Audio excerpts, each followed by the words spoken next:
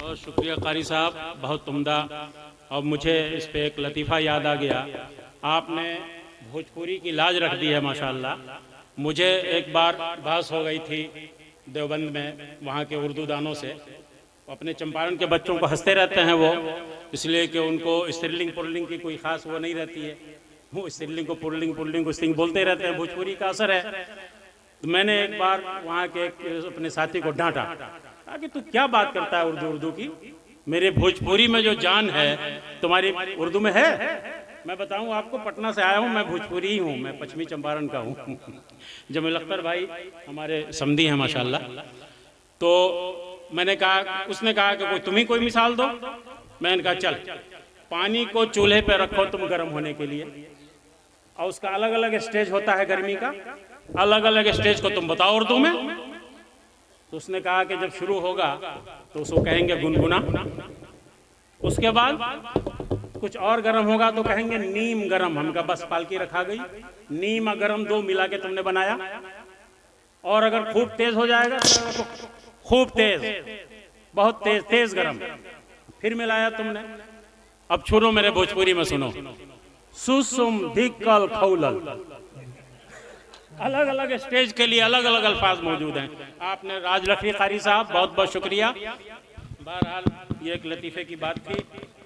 اب ہمارے پاس مقررین حضرات ہیں اور ان سے ہم ان کی باتیں سنیں گے۔ اب تقریر کے لیے مفتی محفوظ الرحمان صاحب کو میں دعوت سخن دوں گا، جو محتمم ہیں مدرسہ جامعہ اسلامیہ سراج العلوم سیوان کے، سیوان سے تشریف لائے ہیں۔ آپ حضرات کی محبتوں کے سہارے ہم ان کو سنیں اور ان سے ہم فائدہ اٹھائیں۔ مفتی صاحب۔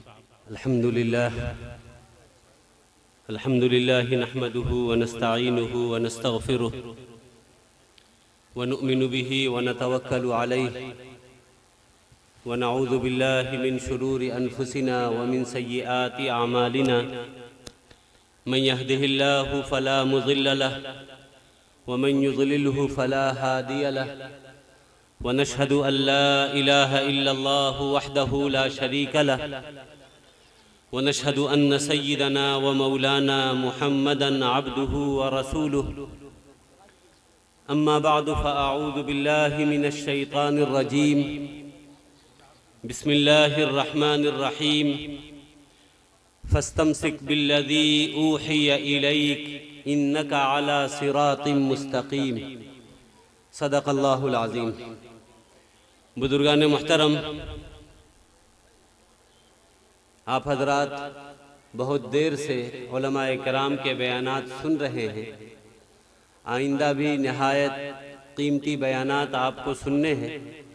بہت مختصر وقت کے لیے 15 سے 20 منٹ کے لیے میں آپ کے درمیان حاضر ہو گیا ہوں۔ اس میں مختصراً چند باتیں عرض کرنی ہیں۔ پہلی بات تو یہ ہے کہ ہمارا اور آپ کا یہاں جمع ہونا عام مجلسوں میں جمع ہونے کی طرح نہیں ہے، بلکہ یہاں ہم ایک نہایت اہم نسبت اور تعلق پر جمع ہوئے۔ اسلام میں نسبت کی بڑی قدر و قیمت ہے۔ انسان اگر نسبت کی قدر کو پہچان لے اور اس نسبت کی لاج رکھ لے تو اللہ تعالیٰ اس کی وجہ سے معمولی اور کم قیمت چیز کو بھی بیش قیمت بنا دیتے ہیں۔ آپ نے دیکھا ہوگا بازاروں میں، ہوٹلوں کے اندر مٹھائیاں فروخت ہوتی ہیں، اس میں قیمتی مٹھائیاں بھی ہوتی ہیں۔ 1000 1200 1500 روپے کلو مٹھائی بھی اگر آپ خریدیں گے، کاغذ کے ڈبے میں اسے تولا جاتا ہے۔ اگر وہ مٹھائی 1200 روپے کلو ہے تو جس کاغذ کے ڈبے میں رکھ کر اس مٹھائی کو تولا جاتا ہے، وہ کاغذ کا ڈبہ بھی 1200 روپے کلو کے حساب سے تلتا ہے، حالانکہ یہ اس کی قیمت نہیں ہوتی۔ لیکن یہ قیمت اس کی کیوں لگ رہی ہے؟ اس لیے کہ اس کاغذ کے ڈبے کی نسبت اس قیمتی مٹھائی کے ساتھ قائم ہو گئی۔ اور اس کی آسان مثال آپ یوں سمجھیں کہ یہ قیمت اس ڈبے کی اسی وقت تک ہوتی ہے جب تک اس ڈبے کے اندر مٹھائی موجود ہو۔ وہ ڈبہ سمجھنے لگے تو میں تو بہت قیمتی ہوں، بازار میں تو میری قیمت 1200 روپیہ کلو لگ رہی ہے۔ یہ اس کی بھول ہوگی۔ جس دن مٹھائی اس ڈبے سے ختم ہوگی اس دن پتہ چلے گا کہ اس ڈبے کا اصل مقام کیا ہے، سوائے ڈسٹ بین اور کچڑے دان کے کوئی جگہ اسے نہیں ملے گی۔ لیکن جب تک وہ قیمتی مٹھائی اس کے اندر موجود ہے، اس وقت تک جو قیمت مٹھائی کی تھی وہی قیمت اس ڈبے کی بھی لگتی۔ یہ نسبت کی بنیاد پر ہمارے اور آپ کے مکانات بنتے ہیں، اس میں بھی یہی اینٹ اور پتھر استعمال ہوتے ہیں، یہی سیمنٹ اور گارا وہاں بھی استعمال کیا جاتا ہے، ٹائلز اور پتھر ہمارے گھروں میں بھی لگتے ہیں، مسجد کے فرش اور صحن میں بھی یہی ساری چیزیں استعمال ہوتی ہیں۔ گھر کے اندر اگر یہ چیزیں لگے تو انسان جوتا چپل پہن کے اس پر جاتا ہے، لیکن یہی اگر مسجد کے فرش پہ لگ جائے تو انسان جانا تو دور کی بات تصور بھی نہیں کر سکتا ہے کہ اس پر جوتا اور چپل پہن کے جائے۔ وجہ یہ نہیں کہ مسجد کا پتھر بہت قیمتی ہے، بلکہ اس مسجد کو نسبت اللہ رب العزت کے گھر سے حاصل۔ حضرت عمر بن الخطاب رضی اللہ تعالی عنہ نے اپنے زمانے میں جب اپنے وزراء کے محکموں کو تقسیم کیا اور ان کی تنخواہیں طے کی تو اس وقت اپنے بیٹے حضرت عبداللہ ابن عمر رضی اللہ تعالی عنہ کی تنخواہ کم رکھی اور حضرت زید، اسامہ ان کی تنخواہ زیادہ رکھی، جبکہ ان کا کام ہلکا تھا ان کے کام کے مقابلے میں۔ جب یہ گھر آئے تو حضرت عبداللہ ابن عمر نے حضرت عمر سے پوچھا کہ ابو ویسے آپ خلیفہ ہیں، آپ کی مرضی، آپ جس کی جو چاہے تنخواہ طے کریں، لیکن یہ بات مجھے سمجھ میں نہیں آئی کہ میری تنخواہ ان کی تنخواہ سے کم کیوں رکھی گئی۔ حضرت عمر نے کہا یہ تو بہت آسان سی بات تھی سمجھنے کی، تمہاری تنخواہ ان کی تنخواہ سے کم اس لیے ہے اور ان کی تنخواہ زیادہ اس لیے ہے کہ تمہاری نسبت عمر ابن الخطاب سے ہے اور ان کی نسبت محمد الرسول اللہ سے۔ وہ حضور کے لئے پالک ہے، حضور نے ان کو اپنا متبنہ بنایا تھا، لہذا ان کی نسبت چونکہ نبی سے قائم ہے اس لیے میں نے اس نسبت کی لاج رکھتے ہوئے ان کی تنخواہ زیادہ رکھی۔ یہ نسبت کا مقام ہوا کرتا ہے۔ آپ دیکھیں گے دنیا کے اندر بہت سی جگہ اس کی بے شمار مثالیں دی جا سکتی ہیں۔ حضرت جنید بغدادی ہم سب جانتے ہیں، بہت بڑے درجے کے ولی گزرے، راس الاولیاء، تاج الاولیاء ان کو کہا جاتا ہے، لیکن ان کی زندگی شروع میں ایسی نہیں تھی، بلکہ یہ ایک بادشاہ کے پہلوان تھے، کشتی کیا کرتے تھے، مقابلہ کیا کرتے تھے، اور کشتی کے فن میں ایسے یہ باکمال تھے کہ کوئی ان کو پچھاڑ نہیں پاتا تھا، یہ ناقابل تسخیر سمجھے جاتے تھے۔ بادشاہ کو ان کی طاقت اور قوت پر بڑا ناز تھا، وہ وقفے وقفے سے اپنے یہاں مقابلہ کروایا کرتا تھا کشتی کا۔ لوگ آتے تھے، بڑے بڑے پہلوان اور خلیفہ آتے تھے، اپنے جوہر دکھاتے تھے اور بالآخر وہ شکست کھا کے جاتے تھے، ان کو انعام سے نوازا جاتا تھا۔ ایک مرتبہ بادشاہ کو یہی سوجا کہ اپنے خلیفہ کے کرتب اور مہارت کو دنیا والوں کے سامنے ظاہر کیا جائے تاکہ اس کے ذیل میں میری بھی تعریف ہو کہ واہ کیا بادشاہ ہے، کیسا خلیفہ رکھا ہے۔ مقابلے کا اعلان ہوا، لیکن کون تھا جو ان کے مقابلے میں آتا؟ ہر شخص یہ جانتا تھا کہ ان کے مقابلے میں جانے کا مطلب رسوائی مول لینا ہے، شکست تو یقینی ہے، اس لیے جلدی کوئی ہمت نہیں کرتا تھا، ان کے مقابلے میں آنا نہیں چاہتا تھا۔ ایک آدمی جو بیچارہ بہت ضرورت مند تھا، وہ سید گھرانے کا تھا، وہ کسی دوسرے کے سامنے ہاتھ بھی پھیلاتے ہوئے شرم محسوس کرتا تھا اور زکوٰۃ و صدقات بھی ان کے لیے لینا درست نہیں تھا۔ انہوں نے سوچا کہ ایک اچھا طریقہ ہے کہ کشتی میں مقابلے کے لیے چلے جاؤ، ہار بھی جائیں گے تو کچھ نہ کچھ تو مل ہی جائے گا۔ وہ اس نیت سے مقابلے کے لیے تیار ہو گئے اور اس نے اعلان کیا کہ میں مقابلہ کروں گا اس خلیفے کا۔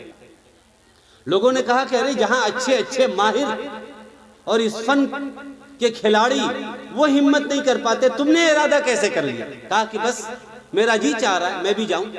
یہ گئے، حالانکہ واقعتاً یہ اس فن سے واقف نہیں تھے، لیکن چونکہ گھر کا مسئلہ تھا، گئے تیار ہو گئے، مقابلہ جیسے شروع ہوا، جب دونوں ہاتھ ملا کر مقابلہ شروع کرنے جا رہے تھے، انہوں نے چپکے سے اس کے کان میں کہا کہ دیکھو میں کوئی پہلوان اور خلیفہ نہیں ہوں، میں سید گھرانے کا ہوں، میں نبی کے خاندان کا ایک فرد ہوں، اگر تم نے مجھے شکست دے دیا تو نبی کے خاندان کے ایک فرد کو تم شکست دے ہوئے، جو میری رسوائی کے ساتھ ساتھ کہیں ایسا نہ ہو کہ نبی کی رسوائی کا بھی ذریعہ بن جائے، تم اس نسبت کا خیال رکھنا۔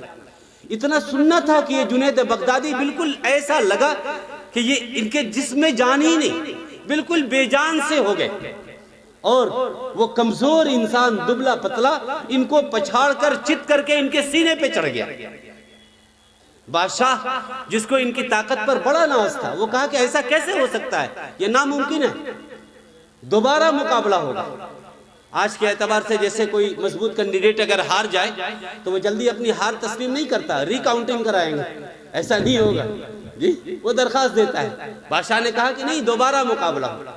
دوبارہ مقابلہ ہوا، اس سے بھی زیادہ بری طرح ان کو وہ شخص پچھاڑ کے ان کے سینے پہ چڑھ گیا۔ اب بادشاہ بھی بہت شرمندہ ہوا، کیونکہ اس کا خلیفہ، اس کا پہلوان ہار گیا تھا۔ بادشاہ نے ان کو دربار سے نکال دیا کہ کمبخت تو نے آج میری ناک کٹوا دی، ان کو نکال دیا گیا۔ خیر بیچارے نکل گئے، جانے لگے، گئے دوسری جگہ چلے گئے۔ رات کو جب سوئے تو خواب میں دیکھا کہ اللہ کے رسول صلی اللہ علیہ وسلم تشریف لائے اور آپ فرما رہے ہیں کہ جنید تم نے میری نسبت کی وجہ سے اپنی یہ شکست اور ہار تسلیم کیا ہے، میری عزت بچانے کے لیے اللہ تعالیٰ اس نسبت کی قدر کو ضائع نہیں کرے گا، اللہ تعالیٰ اس کے بدلے تمہیں ضرور عزت عطا کرے گا۔ اور پھر دنیا نے دیکھا کہ ان کو کیا مقام اور عزت حاصل ہوئی۔ اس لیے بزرگوں، یہ نسبت بہت قیمتی چیز ہے۔ ہم دینی مجلس میں آئیں تو اپنے وضع قطع کو بھی دینی بنا کر آئیں۔ ٹھیک ہے، ہم دنیا کے پروگراموں میں جہاں جاتے ہیں اپنے جس اسٹیٹس کے ساتھ جائیں کوئی بات نہیں، حالانکہ ہم وہاں بھی مسلمان ہی ہوتے ہیں۔ ہمارے لیے سب سے بہتر اسٹیٹس اللہ کے رسول صلی اللہ علیہ وسلم کے حلیے میں ہی ہو سکتا تھا، لیکن اگر خیر دنیا کے کسی پروگرام میں اگر کسی طرح ہم گئے تو گئے، کم سے کم ہم کو اس کا لحاظ رکھنا چاہیے کہ جب ہم دینی جلسے میں آئیں، دینی پروگرام میں آئیں تو اپنے لباس، اپنے وضع قطع کو تو دینی بنانے کی کوشش کریں۔ کم سے کم اتنا لحاظ تو ہمارے اندر ہونا چاہیے۔ نسبت کی قدر جب تک ہم نہیں کریں گے، بزرگوں یہاں کی باتوں سے ہمیں خاطر خواہ نفع نہیں ہوگا۔ ہمارا حال تو یہ ہے کہ ہم پڑھ لکھ کے اس فقیر کی طرح بھی نہیں بن سکے جو دلی کی جامع مسجد پہ گداگری کیا کرتا تھا۔ مشہور واقعہ ہے، وقت نہیں میرے پاس، 15 سے 20 منٹ کا وقت مجھے دیا گیا ہے۔ دہلی جامع مسجد پہ ایک مسلمان فقیر تھا جو کاسے گدائی لے کے کھڑا رہتا تھا، لوگوں سے بھیک مانگتا تھا، 2-4 روپے 10 روپے لوگ دے دیتے تھے۔ آپ حضرات میں سے جو لوگ وہاں گئے ہوں گے دیکھے ہوں گے کہ جیسے انڈین لوگ وہاں آتے ہیں، باہر ممالک کے بھی لوگ آتے ہیں، وہاں وفد میں ایک عیسائی قافلہ بھی آیا ہوا تھا، وہ لوگ بھی نکال کے پیسے دے رہے تھے۔ اس نے پیالہ بڑھایا، ان لوگوں نے بھی کچھ ڈالر وغیرہ اس میں اپنے پرس سے نکال کر اس میں ڈال دیا، اور وہ بھیڑ میں تھے، جلدی سے آگے بڑھ رہے تھے، اس پرس کو جیب میں رکھنا چاہا، اتفاق سے وہ پرس نیچے گر گیا اور وہ بے خبری میں آگے بڑھ گئے، وہ بے خبری میں آگے بڑھ گئے، آگے چلے گئے۔ اس فقیر کی نگاہ ان کے پرس پہ پڑی، وہ گیا جا کے اٹھایا تو دیکھا اس میں ہزاروں ڈالر پڑے ہوئے، قیمتی سامان اس کے اندر۔ اب یہ بڑا پریشان ہوا کہ ارے یہ فلاں آدمی جو مجھ کو پیسے دیا تھا یہ اسی کا پرس ہے۔ اب اس کی تلاش میں نکلا بیچارہ کہ اس کو دے دے، گھنٹوں تلاش کیا نہیں ملا، واپس مجبور ہو کر پرس لے کر ساتھ آ گیا۔ اگلے دن اتفاق سے وہ وہیں کھڑا ہو کے مانگ رہا تھا، اتفاق سے وہی قافلہ ادھر سے گزرا، یہ دیکھا تو دوڑا ہوا ان کے پاس گیا اور کہا رکو، کل تمہارا کوئی پرس یہاں گرا تھا۔ وہ کہنے لگا ہاں میرا پرس تھا، بہت قیمتی سامان ہے، میرے ڈاکومنٹس اس میں ہیں، میرے بہت سے کاغذات ہیں، ضروری کاغذات ہیں، تمہیں پتا ہے اس پرس کا؟ کہا کہ ہاں وہ پرس میرے پاس ہے، اور پرس نکالا اور نکال کے اس کے حوالے کر دیا۔ اس نے دیکھا کہ پرس میں سارے کاغذات اور پیسے اسی طرح پڑے ہوئے۔ پوچھا تم کیا کرتے ہو؟ کہا کہ میں دہلی کے جامع مسجد کے سامنے بھیک مانگا کرتا ہوں۔ کہا روزانہ کتنے مل جاتے ہیں؟ کہا 150 روزانہ مل جاتے ہیں۔ کہا اس میں تو ہزاروں ڈالر پڑے ہوئے تھے جو کئی ہزار ہوتے تمہارے اعتبار سے، تم اس کو کیوں نہیں رکھ لی؟ کہا کہ میں نہیں رکھ سکتا تھا. کہا کیوں؟ کہا کہ میں مسلمان ہوں اس لیے نہیں رکھ سکتا. کہا کہ مسلمان ہو نہیں رکھ سکتے ہو، کیا مطلب؟ کہا مطلب یہ ہے کہ تم عیسائی ہو، میں مسلمان ہوں. اگر میں رکھ لیتا تو یہ چوری ہوتی، یہ چوری ہوتی. اور کل قیامت میں جہاں اولین اور آخرین جمع ہوتے، سب کا معاملہ اللہ کے حضور پیش کیا جاتا، وہاں میں بھی ہوتا.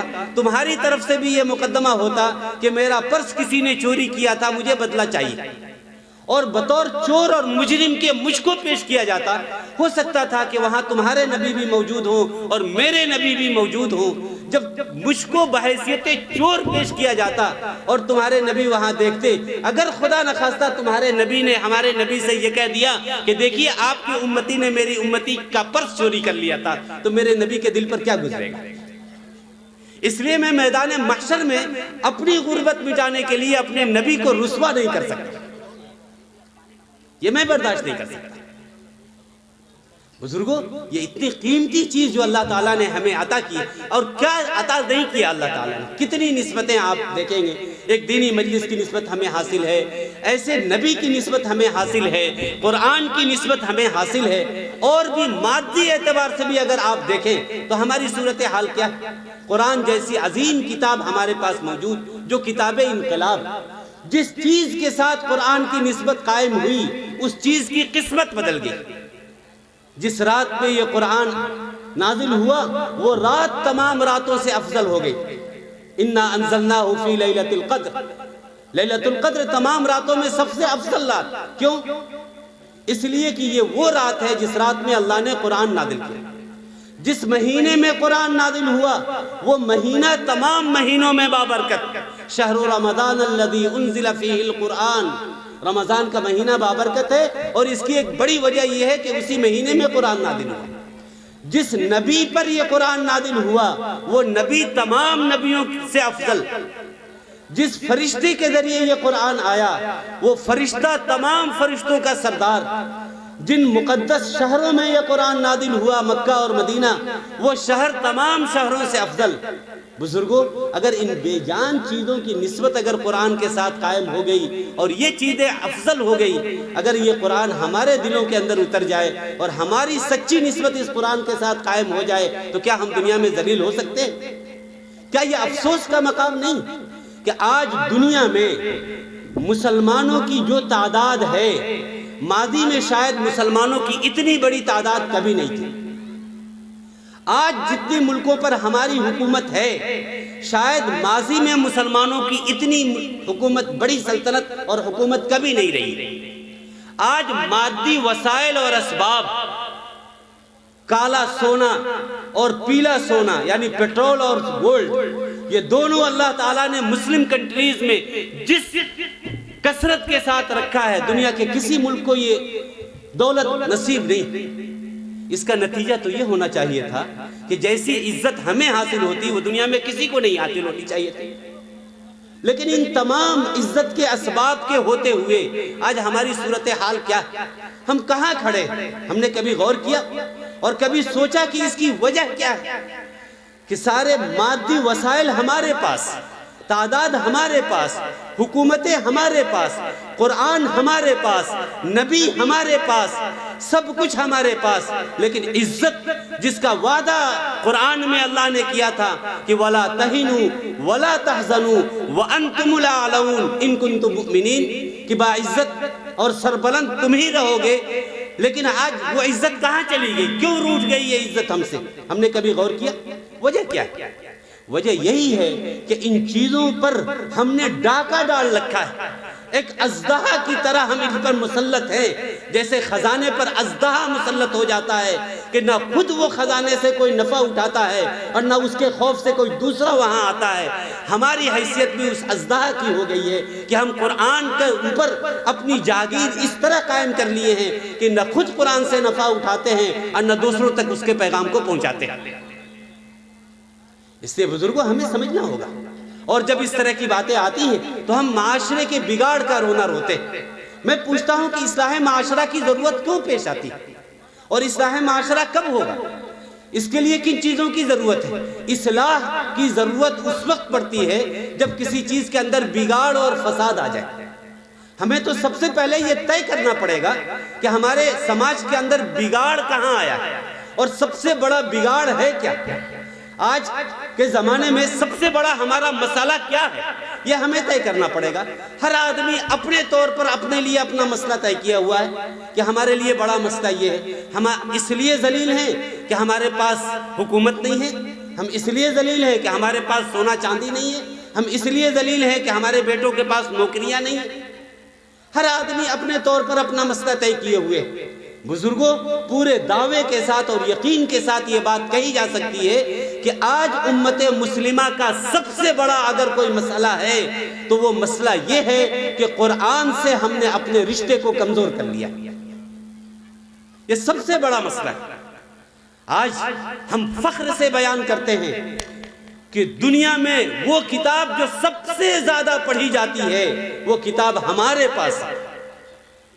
کوئی سیکنڈ 24 گھنٹے کا ایسا نہیں گزرتا جہاں دنیا میں کہیں نہ کہیں قرآن کی تلاوت کسی نہ کسی شکل میں نہ ہو رہی ہو۔ صرف نماز کے اوقات بھی اگر آپ دیکھ لیں تو شاید کوئی منٹ ایسا ہوگا کہ دنیا میں کہیں نہ کہیں نماز کا وقت نہ ہو رہا ہو۔ یہ واقعتاً سننے میں بڑا اچھا لگتا ہے کہ وہ کتاب جو سب سے زیادہ پڑھی جاتی ہے وہ ہمارے پاس ہے۔ لیکن بزرگوں، میں پلٹ کر اگر یہ سوال کروں کہ دنیا کی وہ کون سی کتاب ہے جو سب سے زیادہ بے سوچے سمجھے پڑھی جاتی ہے، وہ کتاب کون سی ہے اور وہ کس کے پاس ہے؟ اتنی عظیم کتاب، لیکن شاید کوئی کتاب دنیا میں ایسی نہیں ہوگی جس کو اتنا بے سوچے سمجھے پڑھا گیا۔ آج ہمارا رشتہ اس قرآن کے ساتھ کیا ہے؟ آج اس قرآن کی چھوٹی چھوٹی سورتوں کو پڑھ کر یورپ اپنے پوری معیشت کے مسئلے کو حل کر رہا ہے۔ یورپ کے ایک بہت بڑے ماہر معیشت سے کسی نے پوچھا کہ آپ نے پورے ملک کی معیشت کی بنیاد کن اصولوں پر رکھی؟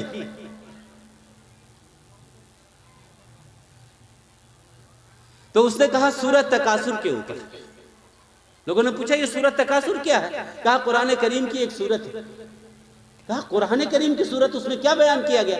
سورۃ تکاثر ہم لوگ بھی پڑھتے ہیں، روز پڑھتے ہیں جی۔ اس نے کہا اس کی 2 آیتیں جس کے ذریعے ہم نے پورے ملک کی معیشت کو سنبھالا ہے۔ وہ کیا ہے اصول سورۃ تکاثر کے اندر؟ روز ہم پڑھتے ہیں، ذرا سوچیں کہ اب تک ہم نے کیا سمجھا ہے اس سے معیشت کا کوئی مسئلہ؟ کیا سمجھا؟ اور وہ کیا کہہ رہا ہے کہ اس سورۃ تکاثر کے ذریعے ہم نے پورے ملک کی معیشت کو سنبھالا ہے۔ اس میں 2 اصول اللہ نے بیان کیے۔ اللہ کیا کہتے ہیں؟ فَلْيَعْبُدُوا رَبَّ هَذَا الْبَيْتِ الَّذِي أَطْعَمَهُم مِّن جُوعٍ وَآمَنَهُم مِّن خَوْفٍ، کہ ملک کی معیشت کو سنبھالنے کے یہی 2 اصول ہو سکتے ہیں کہ ملک میں بسنے والے کو کھانا ملے اور وہاں امن، چین اور سکون رہے۔ اللہ تعالیٰ نے اس آیت میں اپنی 2 صفت بیان کیا۔ ایک بیان کیا کہ میں وہ ہوں جو اطعمہم من جوع، جو بھوکوں کو کھانا کھلاتا ہوں، وآمنہم من خوف، اور لا اینڈ آرڈر کو سنبھال کر رکھتا ہوں۔ یہی تو ہے جس ملک کے اندر یہ 2 چیزیں ہو گئی کہ 100% روزگار مل گئے اور 100% لا اینڈ آرڈر درست ہو گیا، اب بچائیے اس ملک کو ترقی سے کون روک لے گا؟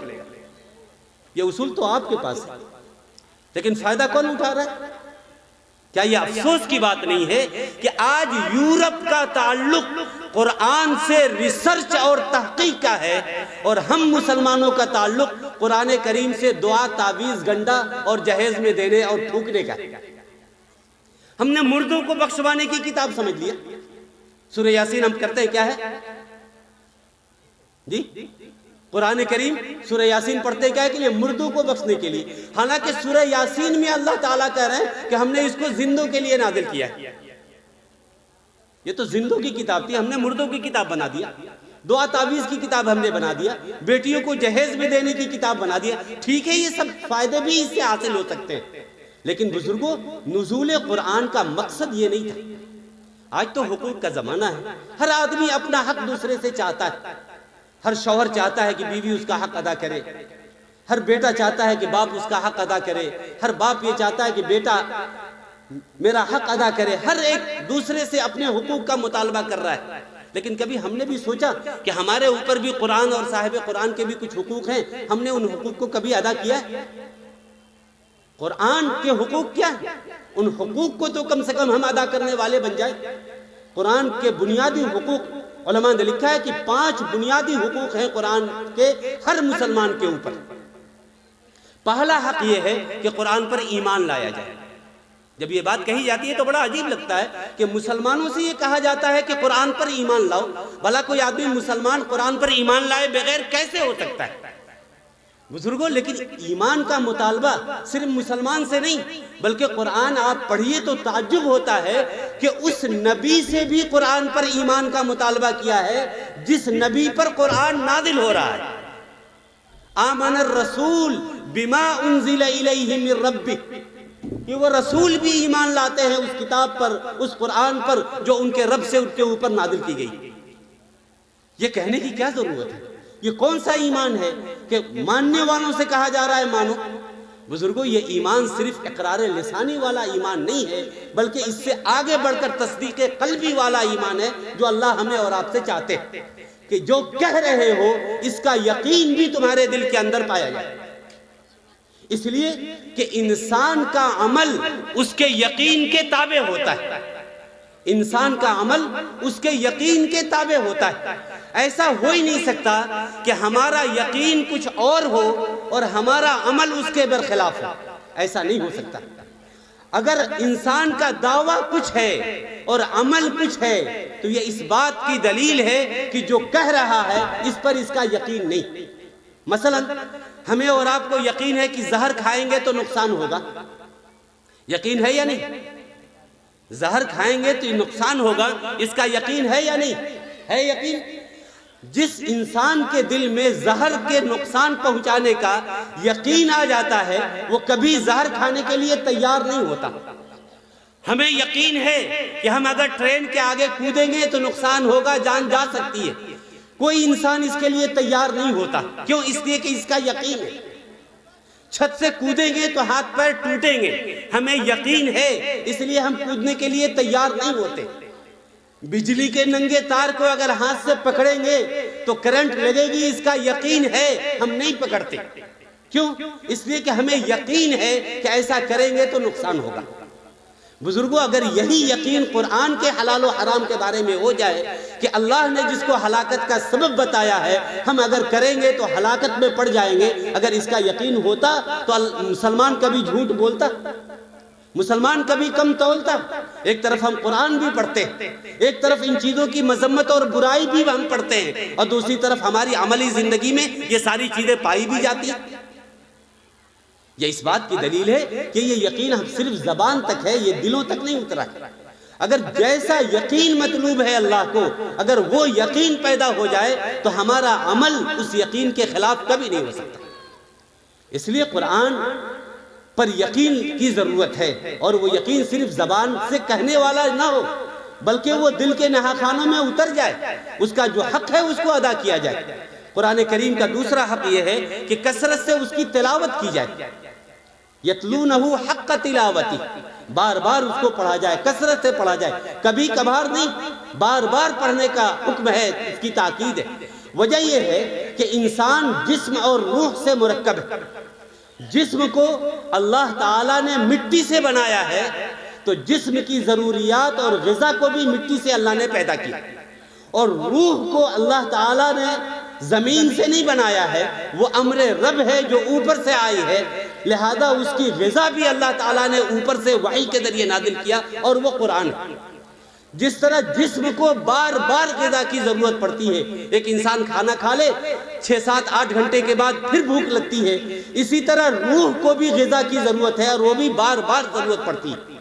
اس لیے کثرت تلاوت کا حکم ہے۔ ہم دیکھیں کہ ہماری زندگی میں قرآن کی تلاوت کتنی۔ اسی طرح قرآن کا ایک حکم یہ ہے کہ اس کے اندر تذکیر اللہ نے رکھی ہے، تدبر، تذکیر، غور و فکر کریں، سمجھنے کی کوشش کریں۔ قرآن اپنے آپ کو کہتا ہے کہ یہ تذکیر کا ذریعہ ہے، وَإِنَّهُ لَذِكْرٌ لَكَ، اس کو ذکر، تذکیر اور تذکرہ کہا گیا۔ تذکیر کے معنی کیا ہے؟ تذکیر کے معنی آتے ہیں بھولی ہوئی چیز کو یاد دلانا، بھولی ہوئی چیز کو یاد دلانا۔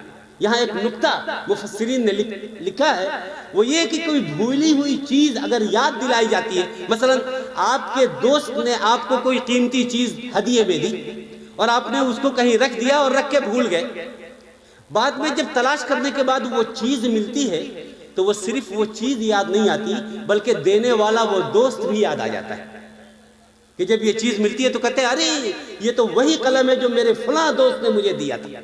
قرآن بھی یہی چاہتا ہے کہ تم قرآن کی تلاوت کرو تو اس انداز سے کرو کہ قرآن کی آیات کو پڑھنے کے بعد صرف وہ آیات تمہارے ذہن میں نقش نہ ہو بلکہ قرآن کو نازل کرنے والا خدا بھی اپنی طاقت اور قوت کے ساتھ تمہیں یاد آ جائے کہ اس کی طاقت کیا ہے، اس کی قدرت کیا ہے، تب جا کر یہ قرآن تذکیر بنے گا۔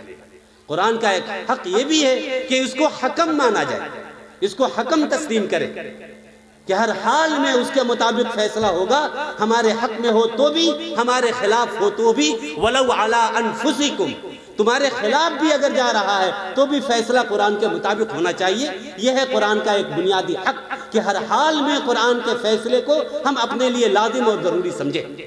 قرآن نے تو ایسے لوگوں کو مسلمان ہی تسلیم نہیں کیا جو اللہ کے رسول اور قرآن کے فیصلے کو تسلیم نہ کرے۔ فَلَا وَرَبِّكَ لَا يُؤْمِنُونَ حَتَّى يُحَكِّمُوكَ فِي مَا شَجَرَ بَيْنَهُمْ۔ اس لیے یہ قرآن کا حق ہے، یہ نہیں کہ جن مسائل میں قرآن ہماری موافقت کرے اس میں تو ہم قرآن اور دارالقضاء کے فیصلے کو ماننے کے لیے تیار ہوں، اور جہاں ہمیں لگے کہ نہیں دارالقضاء میں جانے سے فیصلہ نہیں، وہاں ہم دوسری کورٹ اور کچہری کا دروازہ کھٹکھٹانے لگے۔ ایسا نہیں ہونا چاہیے، بلکہ ہر حال میں قرآن کے فیصلے کو اپنے اوپر نافذ کرنا یہ ہماری ذمہ داری ہے۔ پانچواں حق قرآن کریم کا یہ ہے کہ ہم قرآن کریم کی اشاعت کا ذریعہ بنیں، اس کی تبلیغ اور ترویج کا ہم سبب بنیں۔ یہ کیسے ہوگا؟ قرآن کی اشاعت اور تبلیغ ہر آدمی کر سکتا ہے، وہ کس طرح؟ اس کام کو دو حصوں میں تقسیم کرنا پڑے گا۔ علماء اس کے معانی اور مضامین کو بیان کریں گے، اور عوام کی ذمہ داری ہے کہ علماء سے کی سنی ہوئی باتوں کو لے کر اس سے اپنی زندگی کی اصلاح کریں گے۔ علماء جو خدمت قرآن کے لیے لگے ہوئے ہیں ہم ان کا تعاون کریں، ان کی مدد کریں۔ یہ مدارس اسلامیہ یہ انہی مقاصد کے لیے قائم ہے۔ ان کے قائم کرنے کا مقصد یہی ہے کہ یہاں قرآن کریم کے ماہرین کو تیار کیا جائے، یہ لوگوں کو بتائیں کہ زندگی گزارنے کا طریقہ کیا ہے، وہ نسخہ کیمیا کیا ہے جس پر عمل کر کے ہم دنیا بھی بہتر بنا سکتے ہیں اور اپنی آخرت بھی بہتر بنا سکتے ہیں۔ اس لیے حضرات علماء کی تو یہ ذمہ داری ہے کہ وہ قرآن کی سچی اور پکی باتوں کو عوام تک بیان کریں، اور عوام کی یہ ذمہ داری ہے کہ خدمت قرآن کرنے والے علماء کا ہر اعتبار سے تعاون کریں، ہر اعتبار سے ان کا تعاون کریں، ان کے بیانات کو ریکارڈ کر کے دوسروں تک پہنچائیں۔ اگر مدرسے قائم کیے ہوئے ہیں، جیسے یہ مدرسہ اتنا بڑا اجلاس کرا رہا ہے، پروگرام کرا رہا ہے، یہاں بھی قرآن کریم کی تعلیم ہوتی ہے، علاقے کے لوگوں کی یہ ذمہ داری ہے اس ادارے کی، اور بھی جتنے ادارے دنیا میں قرآن و حدیث کی خدمات کے لیے قائم ہیں، ہم سب کی یہ ذمہ داری ہے کہ ہم ان اداروں کے مضبوط بنانے کا ذریعہ بنیں، اس کے استحکام کا ہم سبب بنیں۔ ہمارے ذریعے سے یہ ادارے جتنے مضبوط ہوں گے ان کے تمام خدمات میں ہمارا بھی حصہ ہوگا۔ اس لیے قرآن کریم کا یہ بھی ایک حق ہے کہ اس کی اشاعت میں، تبلیغ میں اور ترویج میں حصہ لیا جائے۔ اللہ تعالی ہم سب کو قرآن کریم کے بنیادی حقوق کو ادا کرنے والا بنائے۔ انشاءاللہ جس دن ہمارا رشتہ قرآن کریم سے مضبوط ہو جائے گا، بزرگوں اس کے بعد سے کبھی ہمیں اصلاح معاشرہ کے جلسوں کی ضرورت نہیں پڑے گی، بلکہ ہم خود دوسروں کی اصلاح کا ذریعہ بن جائیں گے۔ اللہ تعالی ہم سب کو قرآن کریم کے ساتھ سچی نسبت پیدا کرنے والا اور اس کے ایک ایک حکم پر عمل کرنے والا بنائے۔ وآخر دعوانا ان الحمدللہ رب العالمین۔